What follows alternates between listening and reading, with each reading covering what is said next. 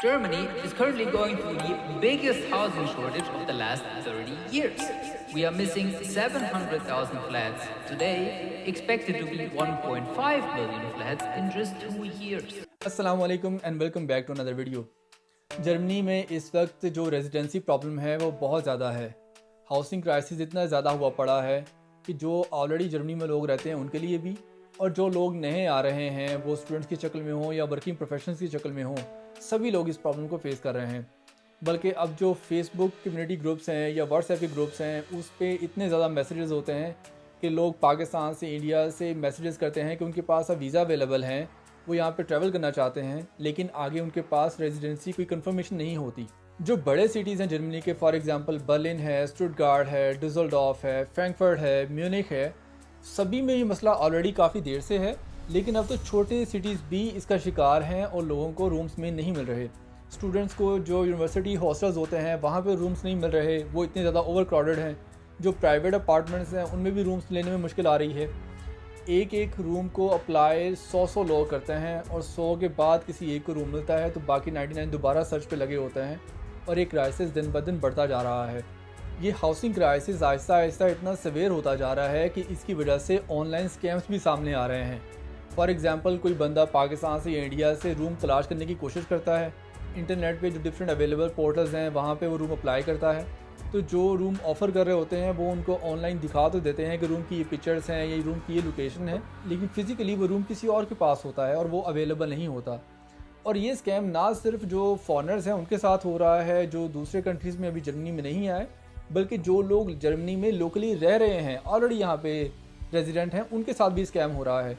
क्योंकि for example अगर मैं एक सिटी में हूँ और मैंने दूसरी सिटी में शिफ्ट करके जाना है किसी भी रीज़न से, तो मैं वहाँ पे अप्लाई करता हूँ ऑनलाइन एप्लीकेशंस, और उनसे वर्चुअली बात भी हो जाती है थ्रू व्हाट्सएप वीडियो कॉल और डिफरेंट सोशल मीडिया प्लेटफॉर्म्स।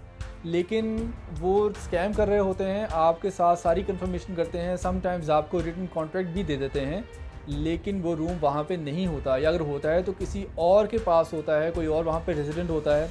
और ये जो स्कैमर होते हैं वो आपसे डिमांड कर रहे होते हैं कि पहले आप उनको ऑनलाइन पैसे ट्रांसफ़र करें, उसके बाद आपको वो बताएंगे कि की कहाँ से मिलेगी, कहाँ से नहीं मिलेगी, या आपने रूम में इंटर कैसे होना है। ये दूसरा बंदा जा रहा है, जिस दिन वो जा रहा है आपने उसी दिन वहाँ पे शिफ्ट इन हो जाना है और ये वो रूम आपके साथ होगा। इस तरह के बहुत सारे स्कैम्स भी अनफॉर्चुनेटली हो रहे हैं लोगों के साथ, जो कि अब पुलिस रिपोर्ट्स भी आ रही हैं कि ये स्कैम्स आहिस्ता आहिस्ता दिन ब दिन बढ़ते जा रहे हैं। सोचने की बात है कि एक तरफ तो जो जर्मनी गवर्नमेंट है वो लोगों को इनवाइट कर रही है, जो स्किल्ड वर्कर्स हैं उनको अट्रैक्ट कर रही है कि जर्मनी में आएँ और यहाँ आके रहना स्टार्ट करें। यहाँ पे उनको प्रोफेशनल लाइफ अच्छी मिलेगी, सोशल लाइफ अच्छी मिलेगी और वो एक अच्छी ज़िंदगी गुजार सकते हैं। और एट द सेम टाइम पिछले कुछ सालों में ये क्राइसिस इतना बड़ा हुआ है कि लोगों को रहने की जगह तक नहीं मिल रही। तो अब यहाँ पे सवाल पहला पैदा ये होता है कि ये क्राइसिस आखिर पैदा ही क्यों हुआ है और इसकी क्या वजह है कि ये आहिस्ता आहिस्ता बढ़ता जा रहा है। इसका जवाब जानने के लिए हम पहले थोड़ा सा मुख्तसर जर्मनी हिस्ट्री को देखते हैं, specially after world war 2। Germany में जो पहले 10 साल थे वर्ल्ड वॉर 2 के बाद, उसमें तकरीबन 5 मिलियन लोग माइग्रेंट करके आए, जिसमें पोस्ट वॉर रेफ्यूजीज़ थे और एक्सपेलीज थे डिफरेंट कंट्री से। फिर जर्मनी में सिविल इंफ्रास्ट्रक्चर डेवलपमेंट स्टार्ट हुई, रेवोल्यूशन स्टार्ट हुई, इंडस्ट्रियल रेवोल्यूशन, और उसमें भी तकरीबन पहले 30 से 40 सालों में जर्मनी में 13 मिलियन लोग माइग्रेट करके आए यहाँ और यहाँ के रहना स्टार्ट किया। उसमें ऑन द टॉप टर्की के लोग बहुत ज़्यादा थे, इटालियन से, ग्रीक से, और भी बहुत सारी नेशनलिटी थी हमारे सब कॉन्टिनेंट, फॉर एग्जांपल पाकिस्तान से, इंडिया से या और दूसरी कंट्री से। लेकिन जो साउथ यूरोपियन कंट्रीज थी, ईस्ट और साउथ यूरोपियन कंट्रीज़, उनमें से ज़्यादा पॉपुलेशन यहाँ पे आके जर्मनी में रहना स्टार्ट हुई। एक तो उसने बहुत ज़्यादा कंट्रीब्यूट किया। तो दूसरा रेवोल्यूशन स्टार्ट हुआ वो है आईटी रेवोल्यूशन और एम्बेडेड सिस्टम्स और इलेक्ट्रॉनिक डिवाइसेस रेवोल्यूशन, जो कि 90 से और 2000 से स्टार्ट हुआ है और अभी तक चलता जा रहा है। बल्कि अब तो वो इतना ज़्यादा है कि लोग ज़्यादा से ज़्यादा आते जा रहे हैं।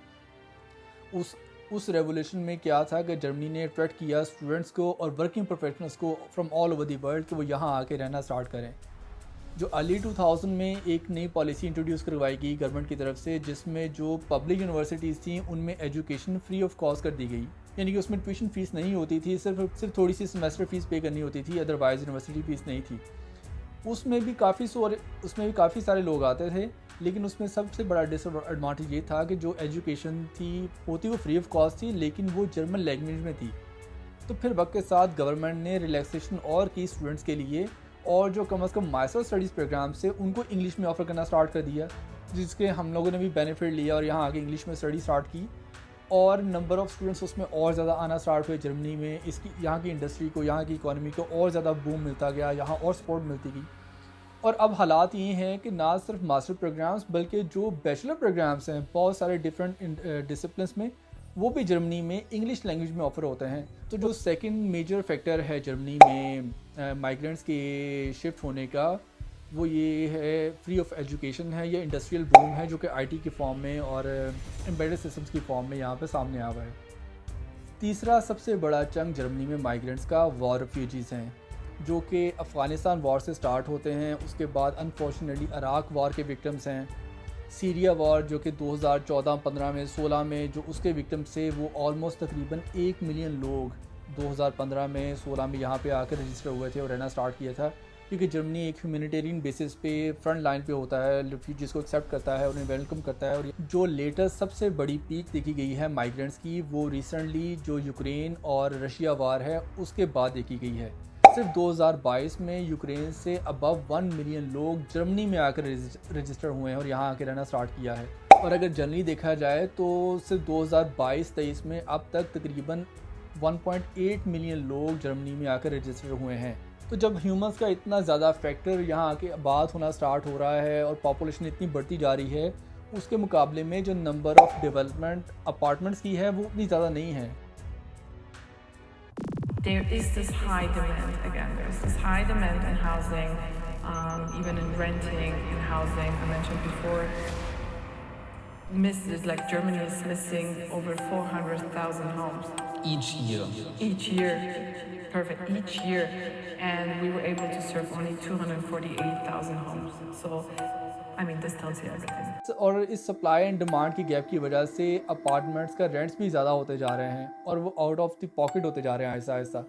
एक अंदाजे के मुताबिक जो जनरल हुआ करता था कि आपकी 1/4 to 1/5 जो सैलरी है वो अपार्टमेंट रेंट में जानी चाहिए, लेकिन अब इंडिविजुअल केसेस में ऐसा भी हो रहा है कि लोगों को 40 to 50% of their own salary apartment rent या हाउस रेंट में भी देनी पड़ती है। वो डिपेंडिंग अपॉन कि कितनी बड़ी फैमिली है, किसकी कितनी क्या सिचुएशन है, उन सभी चीज़ों को देखते हुए यहाँ तक हालात पहुँचे हुए हैं।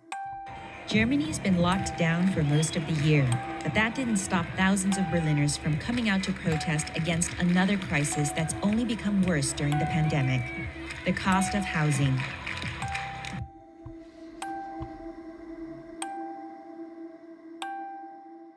यहाँ पे अगला सवाल ये पैदा होता है कि फिर इस बारे में जो जर्मन गवर्नमेंट है वो क्या कर रही है, उनको इन चीज़ों का कितने हद तक अंदाज़ा है और इस बारे में वो क्या स्टेप्स ले रहे हैं।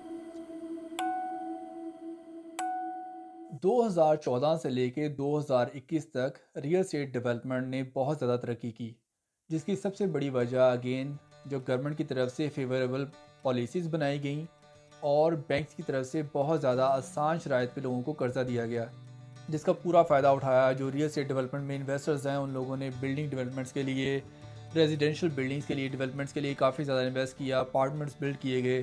प्राइवेट लोगों ने इसका पूरा फ़ायदा उठाया क्योंकि जो इंटरेस्ट रेट था वो ऑलमोस्ट लाइक 1%, बल्कि सम कंडीशंस में वो बिलो 1%, 0.5% तक भी आपको लोन बैंक देता था।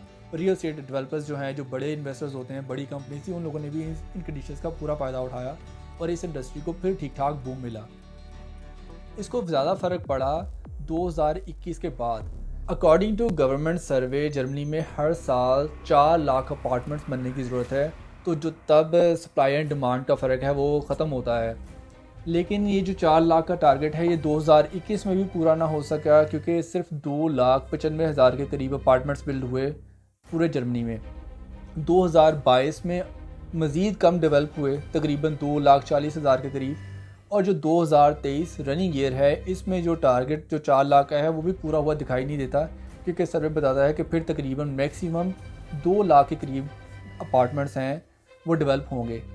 और उसी सर्वे में ये मेंशन था कि 2024 और 25 तक तकरीबन 1.7 मिलियन लोग ऐसे होंगे जर्मनी में जो अपार्टमेंट्स ढूंढ रहे होंगे, रीलोकेट करना चाह रहे होंगे, लेकिन अपार्टमेंट अवेलेबल नहीं होंगे। तो इसकी क्या वजह है? इसकी सबसे बड़ी वजह इन्फ्लेशन है, जो कि ख़ास तौर पे 2022 से स्टार्ट हुई आफ्टर रशिया यूक्रेन वॉर। उस रशिया यूक्रेन वार के बाद आपको पता है कि इन्फ्लेशन आहिस्ता आहिस्ता मज़ीद बढ़ती गई, कमोडिटी प्राइसेस बढ़ती गई, जो प्रोडक्ट प्राइसेस हैं, जो मटेरियल है डेवलपमेंट के लिए इस्तेमाल होता है, बिल्डिंग कंस्ट्रक्शन के लिए इस्तेमाल होता है, उसकी प्राइसेस बढ़ती गई। उसने भी एक तो ठीक ठाक फ़र्क डाला। दूसरी तरफ से जो लोन बैंक्स ऑफ़र कर रहे थे 1% पे या 1.5% पे, बैंक्स ने भी अपने रेट बढ़ा दिए डिपेंडिंग अपॉन जो मार्केट में इन्फ्लेशन रेट है उसके मुताबिक। और अब जो इंटरेस्ट रेट है वो तकरीबन 4 से 5% के दरमियान है डिपेंडिंग अपॉन डिफरेंट सिचुएशंस और फैक्टर्स। अब 4% पे भी अगर इन्वेस्टर्स या रियल स्टेट डेवलपर्स जो हैं वो लोन लेते हैं बैंक से और इन्वेस्ट करते हैं, तो जो उनकी कंस्ट्रक्शन कॉस्ट है या जो डिफरेंट वो चार्जेस गवर्नमेंट को पे करते हैं in the form of taxes और डिफरेंट पेमेंट्स, वो तकरीबन 40% ऑफ द प्रोडक्ट प्राइसेस और डेवलपमेंट प्राइसेस वो होते हैं।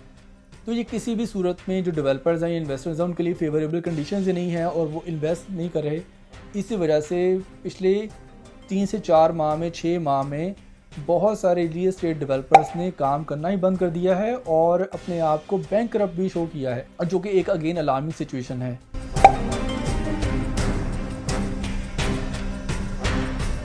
सिमिलरली जो प्राइवेट इंडिविजुअल्स हैं उन लोगों ने भी अब रियल एस्टेट में उस तरह इन्वेस्ट करना छोड़ दिया है, कम कर दिया है। इसकी सबसे बड़ी वजह एक तो अपार्टमेंट्स की जो प्राइसेस हैं वो बहुत ज़्यादा हाई हो चुकी हैं आहिस्ता आहिस्ता हर सिटी में। जो बड़े सिटीज़ में हैं वो तो मिलियंस में चले गई हैं, लेकिन जो छोटे सिटीज़ हैं उनमें भी लाखों से कम नहीं होती। अपार्टमेंट्स की एक तो प्राइसेस बहुत ज़्यादा हैं, जिसमें अगेन जो अपार्टमेंट डेवलपमेंट की कॉस्ट होती है जो डेवलपर्स की तरफ से वो ज़्यादा है, और दूसरा उस कॉस्ट को अगर मीट करने के लिए अगर इंडिविजुअल्स लोन लेते हैं तो 3 to 4% पे या 5% पे लोन लेना बिल्कुल भी फेवरेबल नहीं है, क्योंकि वो फिर ज़्यादा पैसे आप लोग इंटरेस्ट की मद में बैंक को वापस कर रहे हो। तो इन सारे फैक्टर्स ने ये रोल प्ले किया है कि जो डेवलपमेंट है, real estate development, housing development, वो आहिस्ता आहिस्ता बंद होना स्टार्ट हो गई है, रुक गई है, जिसकी वजह से भी ये क्राइसिस ज़्यादा से ज़्यादा बढ़ता जा रहा है कि मार्केट में अवेलेबल नंबर ऑफ़ अपार्टमेंट्स या रूम्स उतने अवेलेबल नहीं है जितने नंबर ऑफ़ एप्लीकेंट्स। तो अब आगे उससे वे फॉरवर्ड क्या है, इसका हल क्या है? रिसेंटली जर्मन गवर्नमेंट ने 1 बिलियन यूरोस का पैकेज अनाउंस किया था। Olaf Scholz's government says it will extend schemes to help families buy homes and has committed an additional €1 billion to build residencies for students and apprentices.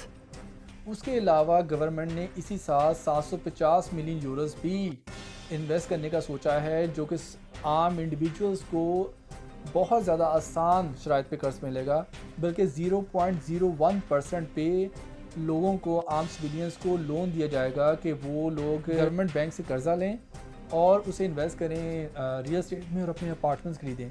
ये दोनों factors government की तरफ से जो कि देखा जा रहा है कि अच्छे इकदाम हैं और लोगों को हेल्प आउट करेंगे, डेवलपर्स को भी हेल्प आउट करेंगे और प्राइवेट इंडिविजुअल्स को भी हेल्प आउट करेंगे। प्रोडक्ट्स की सब्सिडी के अलावा और लो इंटरेस्ट पे लोन देने के अलावा भी गवर्नमेंट और नए इकदाम कर रही है, नई रिफॉर्म्स कर रही है अपनी पॉलिसीज़ में, ताकि लोगों का दोबारा इंटरेस्ट डेवलप हो रियल एस्टेट की तरफ और लोग ज़्यादा से ज़्यादा खरीद फरोख्त करें। ये जो डेवलपर्स हैं या जो इन्वेस्टर्स हैं वो भी पैसे इन्वेस्ट करना स्टार्ट करें, ताकि इंडस्ट्री को दोबारा एक तो अपने पैरों पर खड़ा किया जा सके, और दूसरा ये जो सप्लाई और डिमांड वाला मामला है इसको भी कम से कम किया जा सके, तो जो कि ओवरऑल जर्मनी इकॉनमी के लिए और भी बेहतर होगा, लोगों का इंटरेस्ट दोबारा बहाल होना स्टार्ट होगा। अब मेरे नज़दीक जो सबसे इंपॉर्टेंट पॉइंट है आपके ज़हन में आना चाहिए कि 0.01% पे गवर्नमेंट आपको लोन दे रही है। It's almost like free money.